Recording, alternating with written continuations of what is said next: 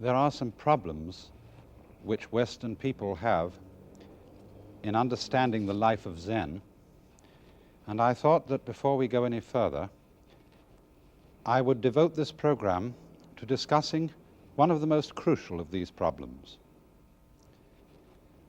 It keeps coming up as people in the West learn about Zen or in some way come under its influence, whether they be painters or writers or just so-called ordinary people.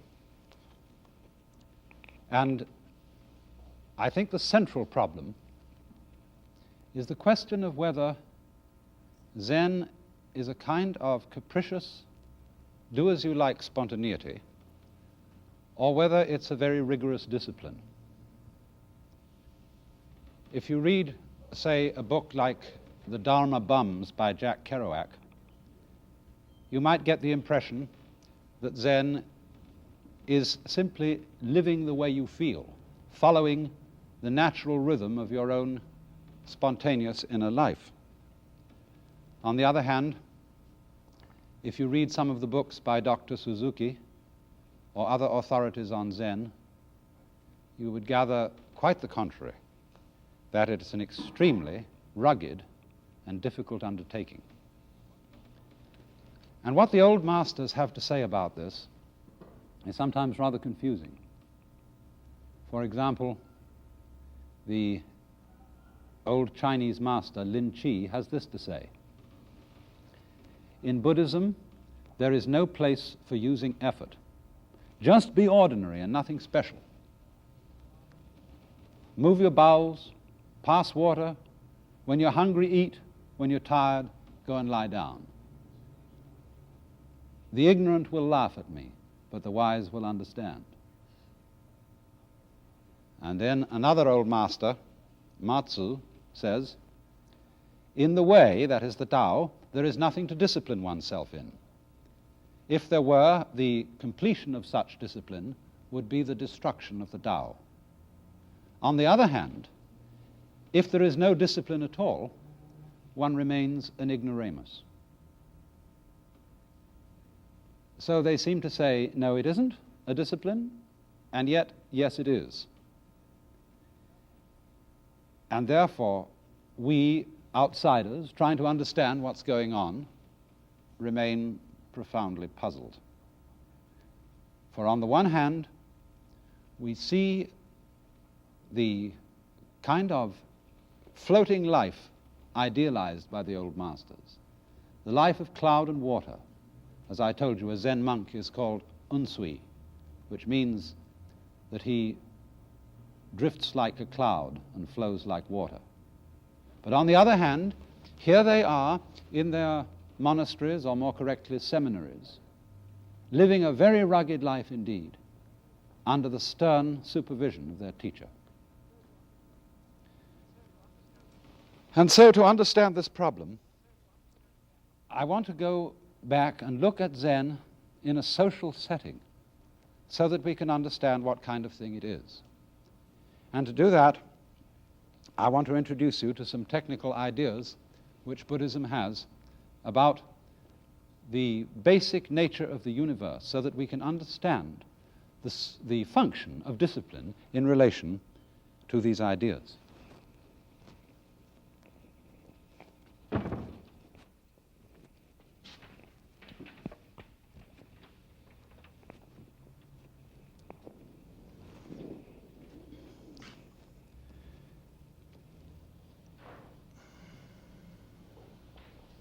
Now, there is a special word which designates the fundamental Buddhist idea of the character of the universe in which we live. And this Sanskrit word is the Dharma Dhatu. The word Dharma has many meanings in Sanskrit. Sometimes it's doctrine, sometimes it's method, but here I would say it means something like function. And Dhatu means realm or world. So this is the doctrine of the whole functioning of the universe. And it gives us a picture of a universe which is completely relativistic. What does that mean? If you stand on the earth, it seems to you that the moon is moving.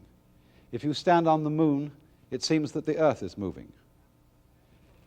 And there's a Zen poem which says, "Empty-handed I go, and yet a spade is in my hand. I walk on foot, and yet I'm riding the back of an ox. When I cross the river, the bridge flows, and the water is still." In other words, I don't know what an empty hand is, except in relation to a hand with something in it. I don't know what it is to walk on foot, unless it's in relation to some other kind of transportation, such as riding. And I don't notice motion, unless it's a relationship between something that's still and something that's moving.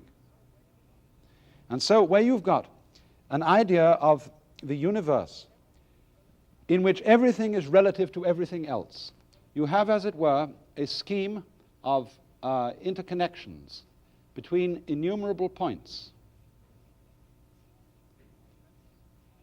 reminiscent of a spider's web with dew on it, or the image of Indra's net, which is a tremendous collection of jewels, all linked together in such a way that each jewel contains the reflection of all the other jewels.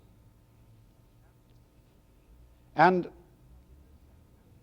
in this sense, then, Buddhist doctrine is saying that our universe is so interconnected in all its parts that one part of it, so-called, can exist only in relation to all the others. All motion, too, is in relation to all other motion. So that there is, it works, as we would say in physical theory, as a field of forces. There is no separate center in which any motion or activity originates. All activity that occurs at any spot, as it were, originates over the whole system. And this is another meaning of the Taoist idea of Wu Wei. You remember this term, Wu, not Wei, acting or striving. The deeper meaning of this idea is that nothing acts of itself. There is, as it were, no such thing as an agent. For action is the nature of the whole thing, and it, as it were, appears in one place in relation to stillness in another, and so on. Now, when you have a highly relative system of this nature, if you want to introduce into it some kind of order, as we want to introduce order into society, we can't base a social order on a completely relative conception of the world. Because in order to have cosmos instead of chaos, you've got to have some standards. But since these standards don't exactly exist in the universe, we invent them. And therefore our social life depends, as it were, on practicing certain deceptions. The Western philosopher Weihinger invented the term, the philosophy of as if. And all social order and communication depends upon certain deceptions being practiced. And I would say these deceptions are as follows. The first deception is that there are things. That is to say, that these vortices or nexuses in the total pattern of the universe are real and separate from each other and can be treated as such. In other words, to describe, to talk about the world, we have to break it down into various different units. Just in the same way, if you're going to eat a chicken, you have to chop it up in sections, and it's easier to eat that way. But the cut-up fryer doesn't come out of the egg. It isn't found in nature. Nor do you find eggs where there are no chickens. Nor do you find chickens where there is no environment suitable to them, and so on. So the pretense that things are separable from each other is necessary in order to think and talk about them. The next thing we have to pretend is that there are agents.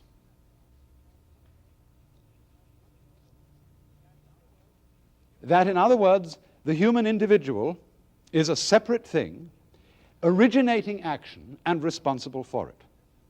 But in this conception of the completely relative universe, action does not originate at any particular spot. It's a property of the whole field, as it were, focusing action at these spots. But for purposes of social intercourse, we have to pretend that we are individual agents from whom action comes. And this pretense is enhanced by the third thing, the rewards and punishments.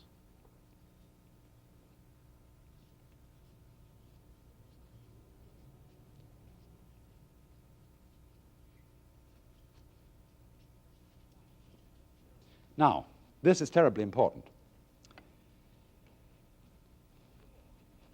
The reward for regarding oneself as a responsible agent and acting accordingly is the promise of something good coming in the future, whether it be in this life or whether it be in some other life, so that we are constantly attracted and kept at this game based on these three deceptions by living for a good thing coming in the future.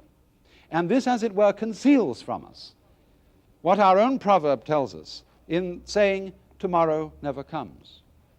We are only really ever alive now. And we get distracted from living fully now by having our eye on the future.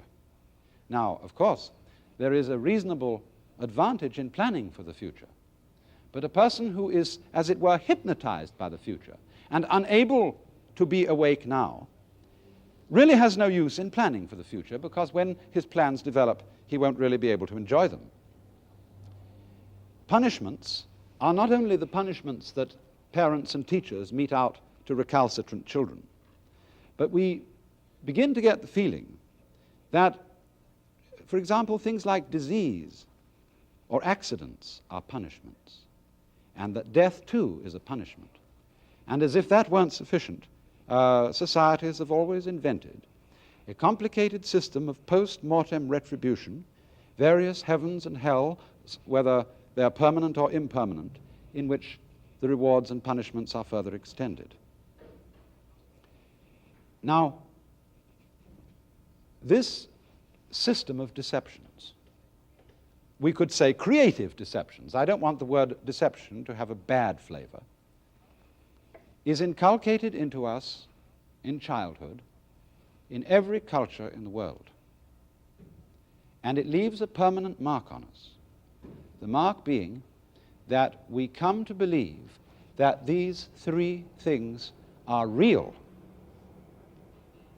Having accomplished the job of creating a social discipline and of getting human beings to step the right paces, to dance, as it were, to the tune played by the piper. Having done that, they are burned into us.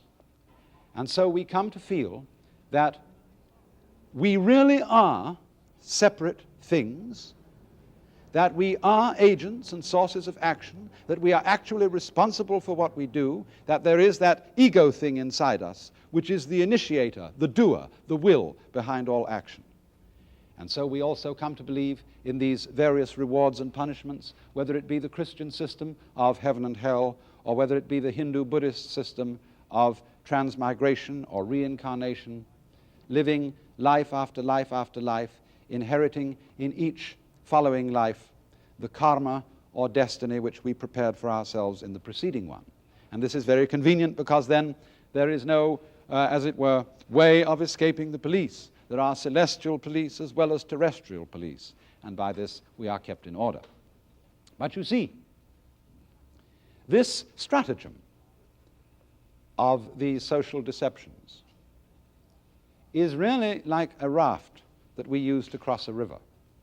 When we have, in young people, inculcated the order, to go on being taken in by these deceptions is like picking up the raft when you've crossed to the opposite bank and carrying it with you, and it becomes a burden. And so what Zen is basically is a way of freeing human beings from those deceptions, returning them to the vision of the world in its complete relativity. Now,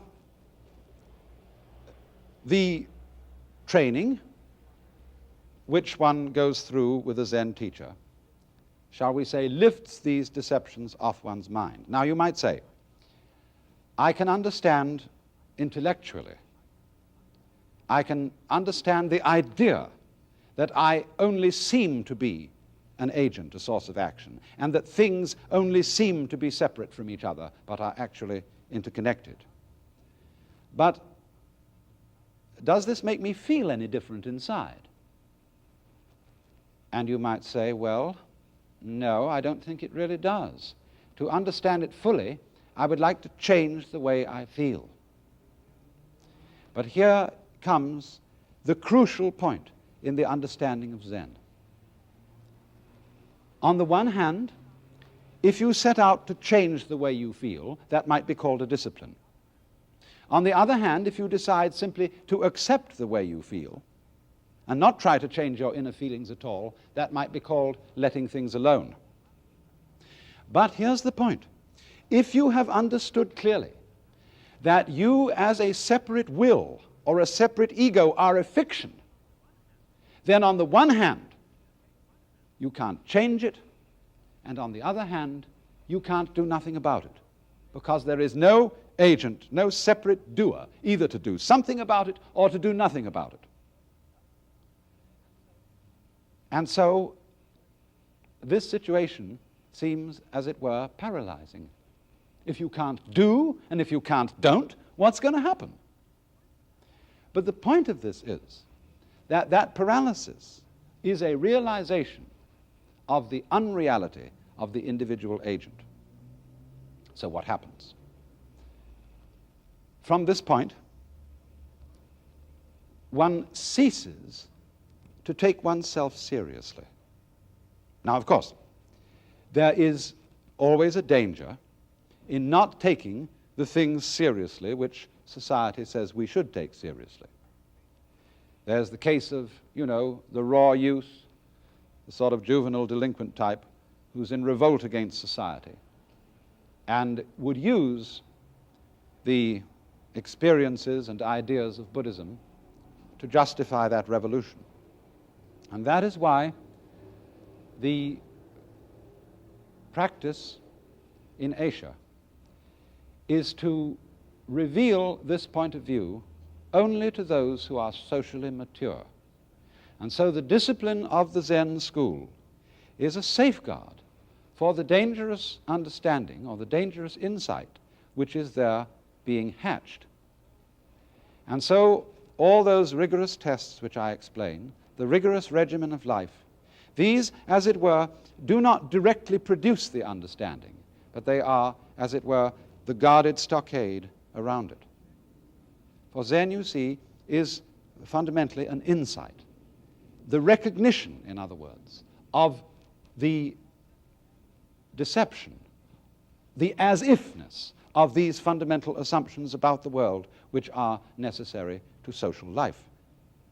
But then, when you don't take them seriously anymore, when you don't take your own separate existence seriously anymore, then you have, as it were, been inwardly relieved of the burden of this feeling of responsibility which society inculcates. And so you might say that the object of Zen is not to obliterate the order of society or to get rid of its conventions, but to take them lightly, to treat the conventional unconventionally. And this is reflected in the art of Zen, as where you see this Zen monk, the Chinese Han Shan, treated like a kind of clown. Or again in such a painting as this, which shows the great master Hakuin, a Japanese master of the 17th century. This was painted by one of his students, and Hakuin himself wrote a poem above it. And here is the man, you see, who doesn't take himself seriously. It says, "In the assembly of 1,000 Buddhas, the one disliked by 1,000 Buddhas. In the company of a multitude of demonic spirits, the one hated by all the demonic spirits. Such an ugly, shabby, dim-sighted, bald-headed one that he is. As he is portrayed here, his ugliness is all the more aggravated indeed." Or again, art treated artlessly in this vase of flowers by the modern Chinese painter Bai Shi, a great master of the craft of painting, but here painting almost as naively as a child, for this is artless art. Or again, the sacred treated in a secular way, as in this painting by Sengai, another 17th century Japanese master, of the three sages, Buddha in the center, Lao Tzu to the left, and Confucius to the right. You see, they're treated in this slightly humorous vein that doesn't take them quite seriously. Now, in order to understand the real element of discipline in Buddhism, Western students often get phased or muddled by a kind of what I would call mysterious East department, a projection of too much excellence on something foreign that is not familiar to us. And this occurs particularly among people who think of Buddhist practices as producing all kinds of fantastically miraculous and psychic powers, and who think that if they go to Japan to study Zen, they're going to come back converted from human beings into supermen. Of course, in popular superstition in Asia itself, Buddhism is sometimes regarded in this way. But really, it's a very natural thing, and we shouldn't be taken in by that. And when we see works of art such as this, we sometimes have difficulty in judging what kind of excellence is in them, what difference there is between formal art on the one hand and Zen art on the other, because we are so with these productions, we belong to a foreign culture. Now let's take an example of a certain piece of calligraphy. I'm showing you now an informal piece of Zen calligraphy by a very great Chinese master. We, of course, can't read it. It doesn't mean anything to us, and therefore it seems to be nothing more than just lines on paper, rather interestingly and dynamically drawn. But now this might be compared with another piece of calligraphy, which I'm showing you here. This, like the one done by the Chinese master, is also written by someone to whom the written forms have been familiar all his life. He's practiced them again and again and again, and he's written them in the same kind of cursive, running, informal style. But you see, here it is.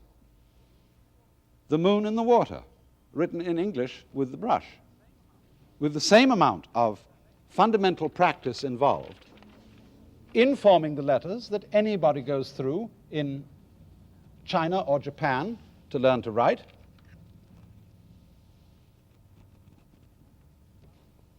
But the style is the same informality, showing the dynamics of the brush.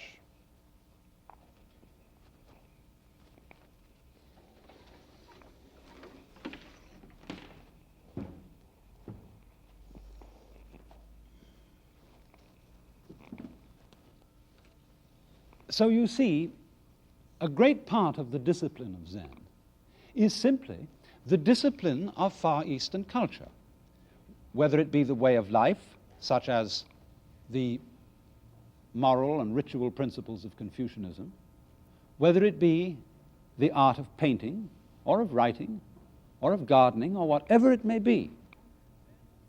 Zen is something that exists in relation to and is manifested through the ordinary cultural disciplines of the Far East.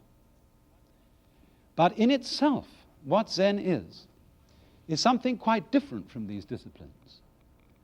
You see, every discipline that we undergo envisages success in achieving certain skills. And success is something that we must always think about in relation to the individual considered as a separate agent or will. Do I succeed or do I not succeed? Zen, however, you see, is the essential insight that this individual will is a fiction. It isn't a question of fatalism either, because fatalism is the idea that the individual will is the puppet of circumstances. The insight of Zen is that there is no individual will. And therefore, Zen is fundamentally not a matter of success. It's outside the range of failure and success, and therefore outside the range of discipline or no discipline. You know, one of the best books about Zen that's been written is called Zen in the Art of Archery by a German professor. And it describes there a man who was so proficient in archery through the study of Zen that he could hit the bullseye in the dark. But a friend of mine, the composer John Cage, was recently traveling in Japan. And a Japanese said to him, you know, something needs to be added to that book.